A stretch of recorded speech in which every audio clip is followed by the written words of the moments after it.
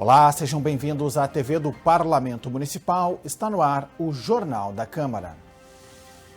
Comissão de Saúde debate enfrentamento de doenças relacionadas à inundação.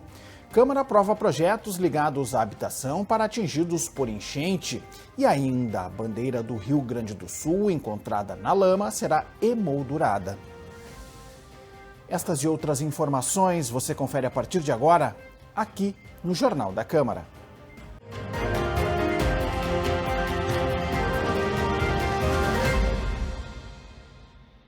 A Comissão de Saúde e Meio Ambiente debateu nesta semana o enfrentamento a doenças relacionadas à inundação devido à água contaminada. O governo apresentou as ações que estão sendo desenvolvidas para o atendimento da população. O proponente do assunto na comissão, o vereador Aldacir Oliboni, questionou os representantes do Executivo sobre quais ações e medidas estão sendo tomadas para minimizar os impactos da catástrofe climática, principalmente na área da saúde. Claro, nós vivemos um momento muito difícil, né? Ninguém esperava por essa catástrofe ou essa enchente. Tanto é que eu estou em Porto Alegre há 40 anos, nunca vi tamanho desastre, vamos dizer assim, seja em atingir as famílias, como também a maior parte dos serviços, comércio e serviços públicos.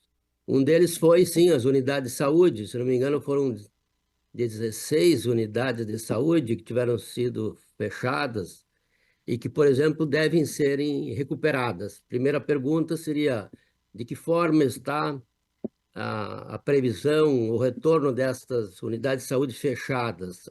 Em resposta aos questionamentos do vereador, a diretora-geral da Secretaria de Saúde, Fernanda Fernandes, falou quais foram as áreas e serviços impactados pelas águas.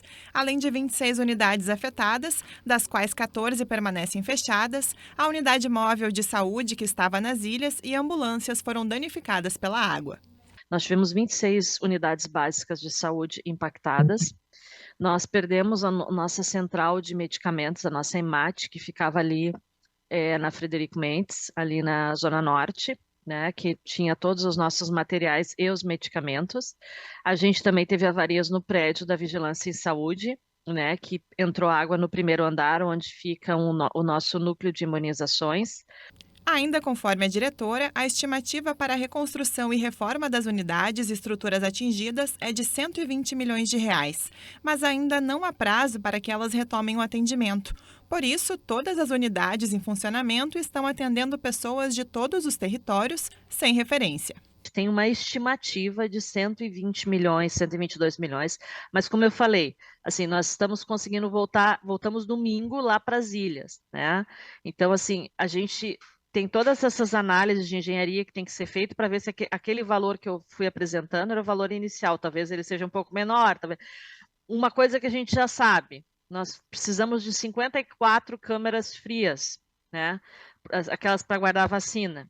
Em relação ao enfrentamento de doenças agravadas com a enchente, a diretora da Vigilância Sanitária da SMS, Evelise da Rocha, explicou que as equipes estão atuando espalhadas nos mais de 150 abrigos da capital.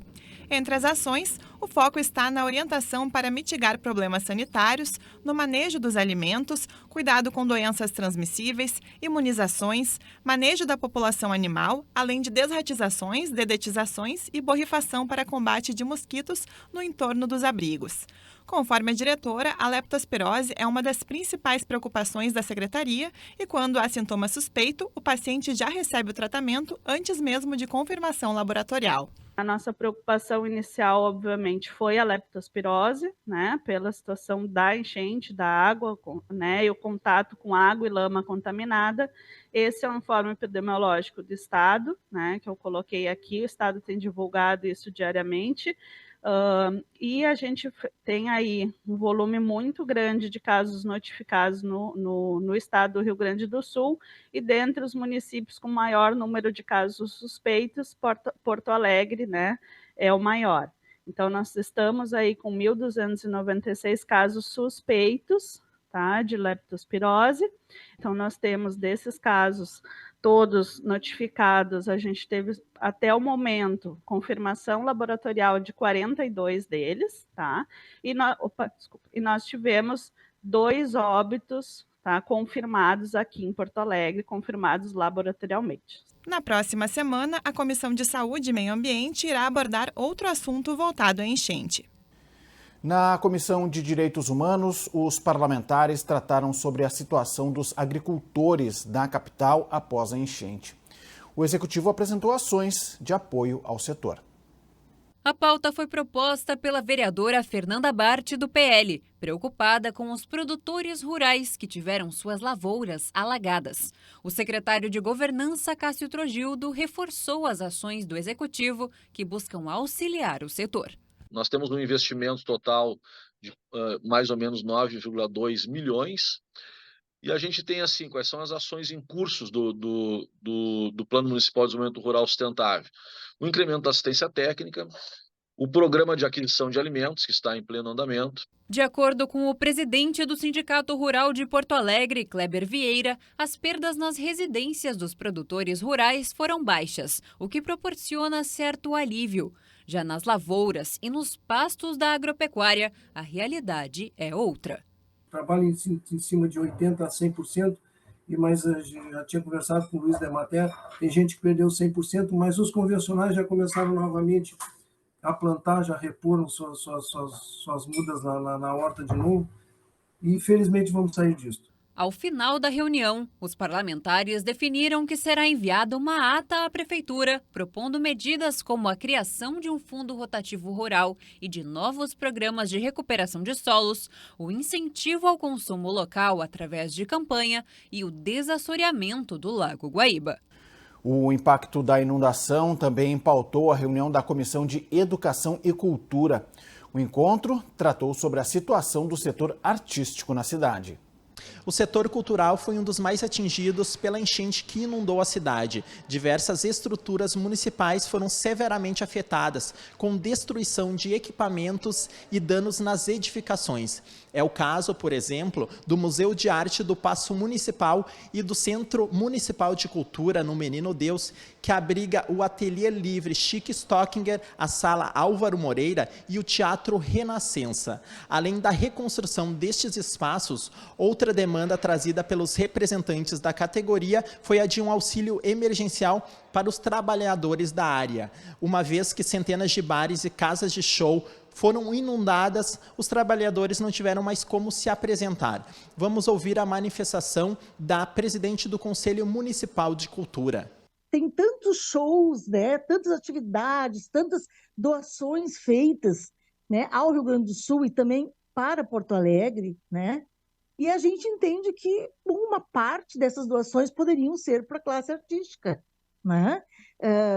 Porque sei que tem uma grande doação, grandes doações dos festivais, que é para todo mundo, porque está todo mundo nessa situação. Mas uma parcela que vá para a classe artística, emergencialmente, eu acho que é fundamental. O proponente da pauta cobrou prazos para a reabertura dos espaços e a liberação de verbas do orçamento para um auxílio emergencial ao setor. Quando é a sua reunião com a Secretaria Estadual de Cultura? O que o senhor vai pedir lá de recursos para Porto Alegre? O senhor já pediu uma reunião com o Ministério da Cultura? O senhor já foi buscar o Ministério da Cultura neste período agora? O senhor já buscou o Ministério da Cultura? Viu se tem projetos, tem perspectivas? Porque nós precisamos de um planejamento da Secretaria Municipal de Cultura. Não dá para vir aqui na Comissão de Cultura e Educação e dizer que o orçamento é pequeno. E dizer que não tem orçamento. Tem que ir à busca de orçamento. Ou o orçamento acontece de fato como a cultura acontece sozinha na cidade, porque hoje é isso. Hoje ela acontece muito mais pela resistência dos grupos, as resistências que existem dos indivíduos fazendo a sua arte. Eduardo Paim, que assumiu a Secretaria Municipal de Cultura há pouco mais de 2 meses, relatou que a pasta está fazendo um levantamento detalhado de tudo que deverá ser reconstruído. Só para o Centro Municipal de Cultura, ele estima que serão necessários cerca de 3 milhões de reais. Paim falou que foi criado um comitê para gerir as ações de recuperação do setor. Além disso, acrescentou que aguarda uma resposta de uma solicitação de repasses feita ao governo federal para a instituição deste auxílio emergencial aos trabalhadores da categoria. Tenho sim conversado com o Estado. Hoje mesmo, ontem eu conversei com a secretária Beatriz, hoje eu conversei com a secretária Beatriz. Me perguntaste sobre o governo federal, sobre o Ministério da Cultura, não é? Já tinha falado, vou repetir também. Tenho falado com o Márcio Tavares, que é o secretário executivo do Ministério da Cultura, que inclusive tenho aqui um questionamento para ele, do qual há 2 dias ele já não me responde, né? Então, porque ficou de ver, sim, uma alternativa para a política nacional Aldir Blanc, para a gente transformar legalmente em um edital de emergencialidade, já que o município tem colocado muitos recursos, direcionado muitos recursos para a questão do atendimento das pessoas que ficaram sem nada, tá? Então, acho que é isso que a gente tem que ver. Como encaminhamento, foi proposta a criação de um fundo municipal especial para financiar um programa de auxílio emergencial para os trabalhadores do setor. Na sessão de segunda-feira, a Câmara aprovou 2 projetos de lei do Executivo que tratam sobre habitação. As propostas integram parte do pacote de medidas enviado pela Prefeitura ao Legislativo para auxiliar as pessoas atingidas pela enchente. O primeiro projeto aprovado foi o que modifica o programa Mais Habitação Compra Compartilhada. Nele, a Prefeitura fornece subsídios de até R$15 mil a famílias que desejam adquirir a casa própria. O valor, somado ao subsídio do Programa Federal Minha Casa Minha Vida, pode ser suficiente para quitar a entrada dos imóveis. Uma das modificações altera de 4 mil para 8 mil a faixa de renda das famílias que podem participar do programa. Outra mudança permite que pessoas que já foram contempladas pelo programa, mas perderam o imóvel em virtude da cheia, possam voltar a utilizar os benefícios. Também foi aprovada emenda que aumenta de 300 mil para 350 mil o valor máximo da casa ou apartamento que pode ser comprado com Mais Habitação. A outra proposta acolhida pelo plenário altera a lei do bônus moradia. O benefício de cerca de R$129 mil é destinado à indenização e ao reassentamento de famílias ocupantes de área de risco ou de locais que devem ser liberados para a execução de obras de infraestrutura urbana. O que a gente propôs aqui para a Câmara foi uma simplificação no procedimento e a possibilidade de ampliar o leque de imóveis que podem ser adquiridos via bônus moradia. Por quê? Porque no procedimento a gente previu que o imóvel pode ter matrícula, mas não precisa haver a necessidade de o habite-se desse imóvel estar averbado na matrícula. Então, se o imóvel tiver condições de habitabilidade, estiver ok, ele pode ser incluso no programa para poder ser adquirido. Então, um imóvel, por exemplo, tem a matrícula do terreno, mas a casa não está averbada. Ele pode ser inserido dentro do bônus moradia, certo? E depois a pessoa pode providenciar a regularização da averbação da casa, sem problema nenhum. E a gente também previu uma simplificação no procedimento, no fluxo de compra desses imóveis para poder tornar esse prazo mais curto. Uma das emendas apresentadas pelos vereadores ao texto dá prioridade para as famílias chefiadas por mulher. A aprovação dos 2 projetos do Executivo foi unânime e realizada por votação simbólica. O líder da oposição lamentou que algumas emendas do bloco foram rejeitadas, mas concordou com a urgência das medidas. Hoje nós conseguimos aprovar essas medidas. Poderiam ter sido melhores, mas pelo menos foi um passo que o governo se viu obrigado a dar depois da tragédia que, em parte, ele foi responsável. Porque a gente sabe que Porto Alegre ocorreu o que ocorreu em Porto Alegre porque o governo não cuidou da cidade. A região das ilhas seria inevitável, porque a região das ilhas são mais vulneráveis a esse tipo de enchente, mas o centro de Porto Alegre não precisava ter entrado água. O Sarandi, o Maitá, o Anchieta, Menino Deus, Cidade Baixa. Então, obviamente que é preciso uma política habitacional. Nós vamos também cobrar do governo federal para que a promessa que foi feita, que agora está virando lei, de que cada pessoa que perdeu casa tem o direito a uma casa seja efetivamente cumprida de modo rápido. Tomou posse na sessão de segunda-feira o vereador suplente José Vendrúsculo. O parlamentar assume temporariamente na bancada do MDB, em substituição ao vereador Idenir Sequim, que está em licença. José Vendrúsculo é advogado e há quase 30 anos atua na área do direito condominial. O parlamentar, que fez 1.547 votos na última eleição, agradeceu aos eleitores pela confiança e lembrou o legado de seu irmão, o ex-vereador Bernardino Vendrúsculo, já falecido.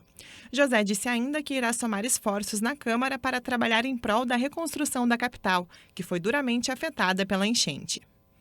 O desafio é imenso, mas tenho certeza que nós vamos colaborar no encaminhamento, na solução das demandas, dos projetos, enfim, discussões que são importantes. A vereança pressupõe o diálogo, a conversação, o encaminhamento de soluções, seja para o Executivo ou a própria Câmara, quando surgem essas dúvidas, esses projetos relevantes para a nossa sociedade. A Câmara vai emoldurar bandeira do Rio Grande do Sul encontrada na lama após a enchente. Na sessão de segunda-feira, líderes de bancadas apresentaram a bandeira do Rio Grande do Sul encontrada em frente ao prédio do Legislativo após a enchente. A bandeira será emoldurada. Nós queremos entregar ao senhor para deixar como um símbolo histórico da maior enchente da história de Porto Alegre e do Estado, 2024, a bandeira do Rio Grande do Sul que foi encontrada aqui, agora quando as águas baixou, na frente da Câmara, e está toda embarrada, deteriorada, mas nós gostaríamos que o senhor pudesse mandar emoldurar e fazer um símbolo na Câmara para que fique para a história deste momento. Será emoldurada e colocada em um local de destaque na nossa Câmara, para que sirva de lembrança e para que nunca mais aconteça na cidade de Porto Alegre. O Jornal da Câmara de hoje fica por aqui. Mais informações do Legislativo você confere no site da Câmara de Vereadores de Porto Alegre. Acesse também as redes sociais da TV Câmara. Muito obrigado pela sua audiência, você já sabe. A gente se encontra na próxima edição. Até lá!